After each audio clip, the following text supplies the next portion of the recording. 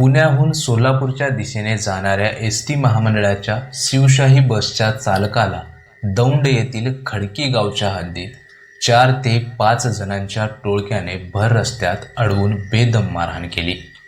या हल्ल्यात चालक गंभीर जखमी झाला असून भर दिवसा घडलेल्या या घटनेमुळे प्रवाशांमध्ये प्रचंड भीतीचे वातावरण निर्माण झाले आहे। मिळालेल्या माहितीनुसार ही शिवशाही बस आपली नियमित फेरी पूर्ण करण्यासाठी प्रवाशांना घेऊन पुण्याहून सोलापूरकडे निघाली होती। बस खडकी गावच्या परिसरात पोहोचली असता मागून आलेल्या एका 4 चाकी वाहनाने अचानक बसच्या समोर आपली गाडी आडवी लावली। काही समजण्याच्या आतच त्या गाडीतून 4 ते 5 तरुण उतरले।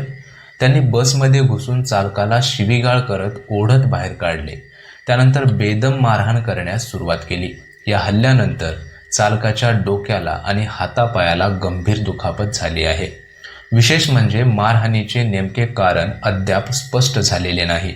मारहाण केल्यानंतर आरोपी आपल्या वाहनासह तातडीने पसार झाले। पोलिसांना माहिती मिळताच पोलिसांनी या घटनेचा तपास सुरू केला आहे।